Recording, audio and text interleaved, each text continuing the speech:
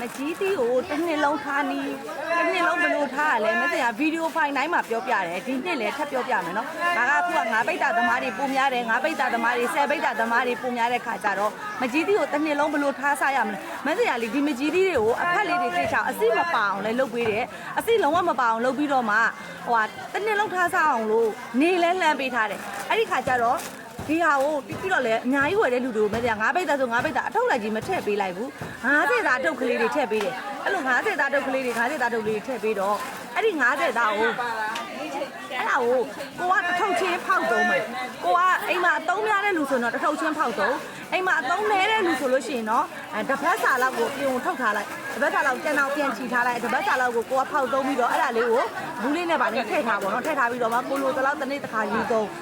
တကယ်လို့မှကိုကသုံးရတဲ့လူဆိုတော့ထုတ်လိုက်ဖောက်သုံးပါတော့ထုတ်ချင်းဖောက်သုံးမသိရငါးပိတ်တာသမားကိုလည်း50သား10ထုတ်ထည့်ပေးတယ်နှစ်ပိတ်တာသမားဆို4ထုတ်ထည့်ပေးတယ်တစ်ပိတ်တာကို2ထုတ်ထည့်ပေးတယ်နော်50သားကနေစပြီးတော့လည်းဝယ်လို့ရတယ်ဒါကအများထားခြင်းတို့ထားဒီချိန်ဝယ်တဲ့မကြီးသီးရပဲတစ်နှစ်လုံးခံတဲ့အကြောင်းလေးလည်းပြောပြမယ်နော်ဒီချိန်ကကြုံပြီးမိုးရွာပြီးဆိုတာနဲ့မစင်လည်းမယောင်းတော့ဘူးလာဝယ်ရင်လည်းလက်ကျန်ရှိရင်တော့မစင်လှောင်ထားတဲ့လောက်လက်ကျန်ရှိရင်တော့ရောင်းပေးတယ်လက်ကျန်မရှိရင်တော့မစင်မရောင်းပေးဘူးဟုတ်လားနော်အဲ့ဒီတော့လက်ကျန်ရှိတဲ့လောက်ကလေးပဲရောင်းပေးတာဖြစ်တဲ့အတွက်ကိုမိုးတွင်းကြလို့ရှိရင်ဒါမကောလည်းလှောင်နိုင်တဲ့လောက်ပဲလှောင်ပါလေအဲ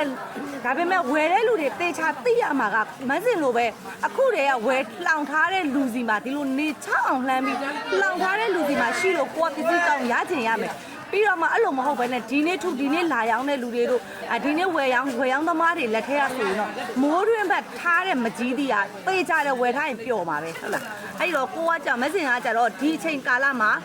မကြီးတီကိုဝယ်လောင်ပါလို့အကြံပေးခြင်းတယ်เนาะဒီချိန်ကာလမှာဝယ်လောင်တဲ့ခါကျတော့နံပါတ်1ပစ္စည်းကအရေးသေးကောင်းကောင်းလေးရ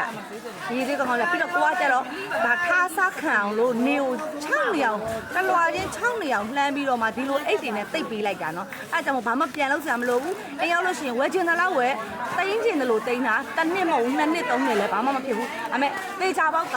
နောက်နှစ်လည်းဒီဟာကအယောင်လေးမဲတူးသွားတာမဖြစ်ဘူးပျော်အိသွားတာမဖြစ်ဘူးအဲ့ဒါသေချာတယ်เนาะသုံးနှစ်ကြည့်ပေးတာကျေးဇူးတင်ပါတယ်